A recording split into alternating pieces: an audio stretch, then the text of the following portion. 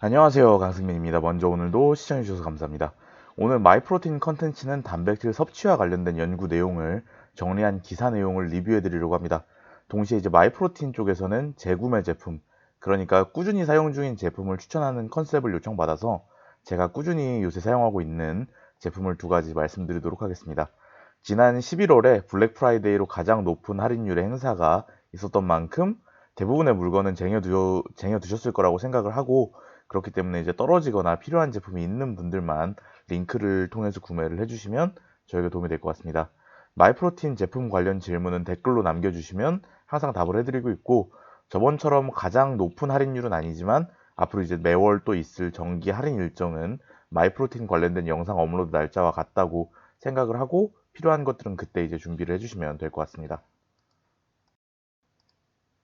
먼저 이제 마이프로틴 제품 추천입니다. 먼저 제가 수년간 꾸준히 이용 중인 부스터 제품인 프리워크아 블렌드 제품입니다. 처음엔 이 제품을 선택한 게 카페인이랑 크레아틴이 겹치지 않는 제품을 찾으려고 했었는데, 그러면서도 이제 베타알라닌이 포함되어 있는 제품이 있어서 이걸 선택을 했었고, 그 외에도 뭐 타우린, 아르기닌, 시트룰린 등 피로 회복과 관련된 성분도 여러 가지 들어 있습니다. 개인적으로는 이제 이 효과가 상당히 온순한 편이라서 저처럼 부스터를 꾸준히 휴지기 없이 계속 드시는 분들에게 좋은 제품일 것 같습니다. 일단은 베타알라닌과 카페인이 핵심 성분이고, 다음으로 추천드릴 제품 같은 경우는 제가 요즘 들어서 애용하고 있는 올인원 퍼폼 제품입니다. 운동이 끝난 직후에는 아무래도 이제 단백질보다 탄수화물의 섭취가 더 중요할 수도 있는데, 이 제품은 단백질과 탄수화물이 모두 포함되어 있고, 거기에 이제 크레아틴까지 하루 이제 섭취량의 5g이 포함되어 있기 때문에 운동 직후에 먹기 가장 좋은 구성이라고 생각하고 있고, 그래서 이제 편하게 잘 섭취를 하고 있습니다. 맛은 지금까지는 이제 딸기랑 초코 두 가지를 먹어봤는데, 초코가 그 일반적인 임팩트 웨이 프로틴의 초콜릿 스무스보다는 좀 코코아에 가까운 그런 느낌이라서 저한테는 좀 잘 맞는 것 같습니다.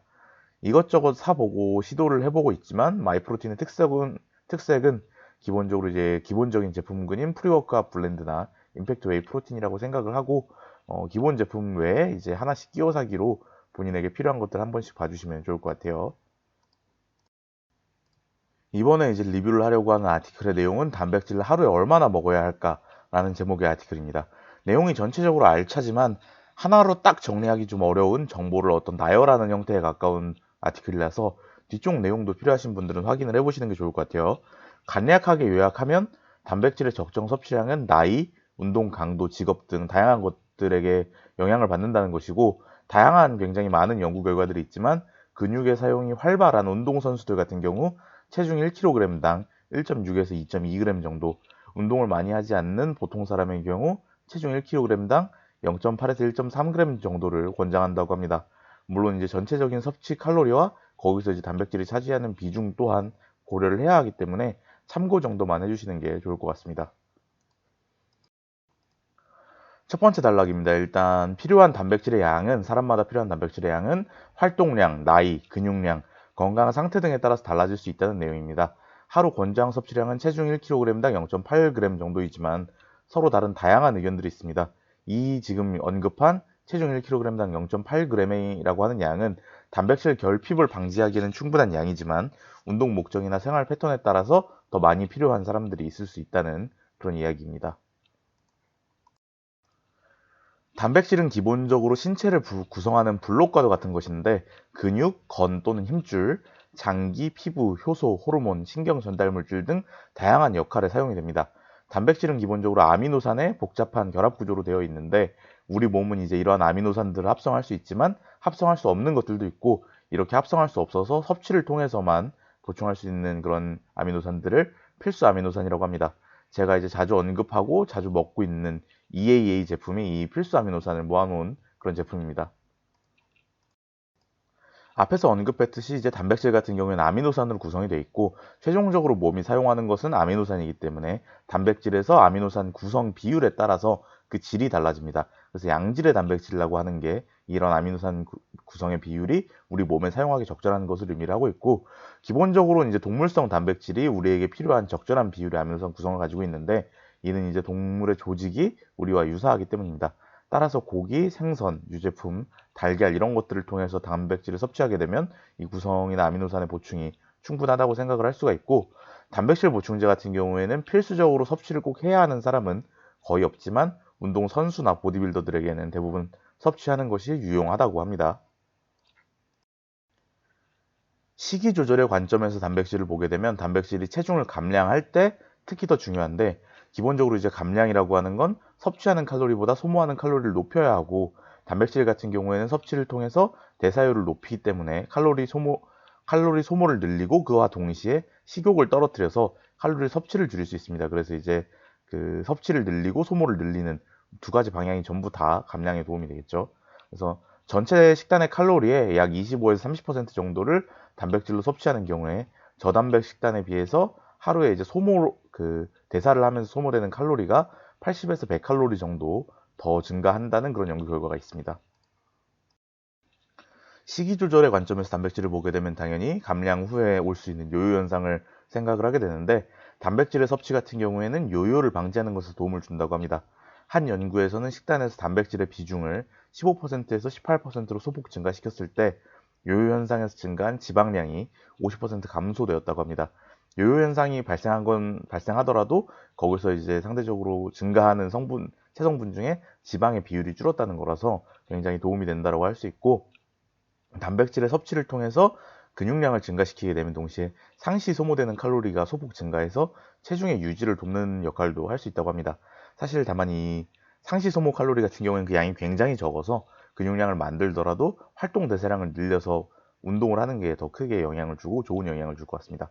이전에 연구에서는 그 전체 칼로리의 30%를 단백질로 섭취하는 것이 체중을 감량하는데 최적의 그 비율이라고 하는 연구 결과가 있었는데, 이걸 이제 칼로리로 환산하게 되면 하루에 2000칼로리를 섭취하시는 분들의 기준으로 순수 단백질 150g에 해당합니다.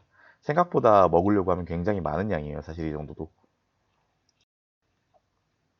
근육이라고 하는 건 한번 만들어 놓으면 평생토록 계속 유지되는 그런 조직이 아니라, 만들면서도 계속해서 다시 분해되고 합성되는 과정이 반복되는 그런 동적 조직에 해당을 합니다.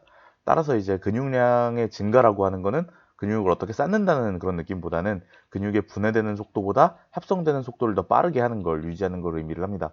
따라서 이제 근육량을 늘리고 싶은 사람들, 그리고 다이어트 과정에 근손실을 최대한 줄이고 싶은 사람들 또한 이런 근육의 단백질 합성을 증가시키기 위해서 적절하게 많은 양의 단백질을 섭취해야 됩니다. 당연히 이제 근육의 단백질 합성, 그러니까 근성장과 단백질 섭취에 관련돼서는 굉장히 많은 연구들이 있는데, 이런 연구들 같은 경우에는 주 안점이 근육의 성장에 맞춰져 있기 때문에 보통 하루 섭취 칼로리에서 단백질의 비중이 어떻게 되는 것이 적절한가, 이런 방향보다는 체중 대비 단백질의 섭취의 절대량이 어느 정도 되는 것이 적절한가를 관찰하는 것들이 대부분인데, 이 결과 또한 사실 조건에 따라서 매우 상이합니다. 그래서 이제 범위로 여기서도 표식을 했는데, 대표적인 범위는 운동 선수들에 대해서 체중 1kg당 1.6에서 2.2g의 단백질 섭취를 추천하고, 다만 이러한 기준 같은 경우에는 체지방률이 어느 정도 낮을 때, 적절할 때를 기준으로 한 거라서, 체지방률이 만약에 너무 높다 그러면 이제 체중 대비 실제 근육량이나 그런 제지방량이 작기 때문에 그런 경우에는 체지방을 제외한 림매스를 기준으로 계산하는 게 더 적합할 수도 있다고 합니다. 운동 선수에 관한 얘기를 주로 했는데, 이와 별개로 육체적인 활동이 많은 직업, 육체적인 활동을 하는 어떤 소방관이나 경찰관이나 이런 분들도 당연히 육체적인 활동량이 많으시겠죠. 이런 분들 또한 고단백질의 섭취가 권장이 되고, 나이가 들수록 그렇기 때문에 노인의 경우에는 일반적인 경우보다 더 많은 단백질 섭취가 권장이 된다고 합니다. 이런 것들이 골다공증이나 근감소증을 예방하는 데도 도움이 된다고 하고, 또한 이제 부상을 입어서 몸이 회복하는 시기에 있는 사람들 같은 경우에도 당연히 근육의 그런 분해랑 합성이 계속 반복되고 있는 상황이기 때문에 더 많은 단백질을 섭취하는 것이 좋을 수도 있다고 합니다. 사실 제가 지금 말씀드린 이런 내용이나 영상뿐만 아니라 단백질 섭취와 관련된 영상들을 살펴보다 보면, 특히 이제 운동 유튜브 쪽에서 살펴보다 보면 단백질의 많은 양의 섭취를 권장하는 내용이 대부분인데, 이와 관련해서 이제 항상 단백질을 과섭취할 때 올 수 있는 부작용에 대한 이야기, 이런 것들도 빼놓을 수는 없겠죠. 이 기사에서 조사한 그 연구 결과들, 논문들에 따르면 신장의 기저환자, 신장에 이미 질환을 가지고 있는 사람들 같은 경우에는 단백질의 섭취를 조절하는 것이 유용하다고 합니다. 반면에 이제 건강한 사람들에게는 신장의 문제나 골다공증과 단백질의 섭취의 인과관계가 입증된 사례가 없고, 오히려 단백질의 섭취가 혈압을 낮추거나 비만을 줄여서 신장의 질환 요인을 줄일 수 있어서 이런 효과가 위험 요인에 비해서 더 크다고 합니다. 그러니까 단백질을 충분히 섭취하는 것이 신장에도 오히려 더 좋다라고 하는 얘기를 하는 것 같고, 무엇보다 이제 고단백질의 섭취가 건강한 사람들의, 그러니까 이제 환자들 제외하고 일반적인 건강한 사람들의 건강을 해친다는 연구 결과는 없다고 합니다. 다만 근데 이 부분 같은 경우에는 저는 개인차가 매우 클 수 있다고 생각을 하는 게, 저 개인적으로도 이제 단백질 양을 늘리게 되면 아무래도 피로 회복이 더 오래 걸리고 하는 걸 느껴서, 일반적으로 이제 그 평소에 컨디션 조절을 하다가 피로가 쌓이면 탄수화물의 양이랑 수면을 더 늘리는 경우가 있어요. 그리고 이제 주변에 개인적으로 아는 분들도 단백질 섭취량이 과했을 때 병원에서 진단을 받는 경우가 있는데, 이게 이제 굉장히 개인차가 큰 거다 보니까 본인이 이제 섭취를 하면서 본인의 건강 상태에 대해서 피드백을 계속 하는 게 제일 좋을 것 같아요. 기본적으로 단백질 섭취는 고기, 생선, 계란, 유제품과 같은 필수 아미노산의 함량과 비율이 높고 좋은 것들이 더 좋고, 일반식에서 단백질을 풍족하게 섭취하면 그걸로 대부분의 사람들을 기준으로 한 건강을 위한 최적의 범위는 만족이 됩니다. 앞에서 이제 단백질의 정량적인 그램 수를 기준으로 내용 제시를 많이 했는데, 한 가지 중요한 것이 여기서 단백질의 그램 수는 순수한 단백질의 무게를 의미를 한다는 겁니다. 음식의 무게와 단백질의 무게는 다른데, 많지는 않은데 가끔 이걸 착각하시는 분들이 있어요. 예시로 이제 굉장히 큰 크기의 계란, 이게 이제 한 46g 정도 된다고 하는데, 이 계란의 단백질 함량은 6g 정도가 됩니다. 이걸 먹었을 때 단백질 46g이 아니라 단백질 6g으로 계산하셔야 되고, 그래서 이제 시중에 유통되는 100g이나 200g짜리 닭가슴살의 단백질량이 보통 이제 20에서 30g 정도 될 거예요. 제가 아까 전에 150g의 단백질이 굉장히 많다라고 했는데, 어떻게 보면 단백질 그 닭가슴살 팩 5개 이렇게 먹는 게 사실 적은 양은 아니에요. 그 먹어보시면 한두 번 먹는 건 모르겠는데, 한 달, 두 달, 1년 이렇게 먹다 보면 생각보다 이제 먹는 것 자체도 굉장히 힘든 일이라는 걸 알 수 있게 됩니다. 마지막으로 운동을 하지 않고 평범한 생활을 하는, 그러니까 신체적인 활동이 그다지 많지 않은 사람들의 경우에는 0.8g에서 1.3g, 체중 1kg당, 그러니까 100kg 기준으로 계산을 편하게 하면 80에서 130g 정도를 목표로 하는 게 건강에 적절하다고 합니다. 여기까지 이번에 이제 제가 이렇게 선정한 기사 내용을 리뷰를 해봤는데, 오랜만에 이런 내용을 또 찾아보다 보니까 저도 좀 더 정리가 되는 것 같고, 이쪽 관련된 연구 내용들도 계속 업데이트가 되고 있는 것 같아요. 저 같은 경우에 이제 요즘에는 감량을 위해서 유산소의 강도를 굉장히 높여서 자주 하고 있다는 게, 운동을 하러 가는 날 그 웨이트 비중을 줄이더라도 유산소는 항상 하고 있어요. 뭐 트레드밀을 빠르게 타거나 스텝밀을 타거나 아니면 인클라인 트레드밀을 타거나 이걸 계속 하고 있고, 이걸 하다 보니까 이제 일상적인 체력은 어느 정도 조금 더 좋아지는 것 같습니다.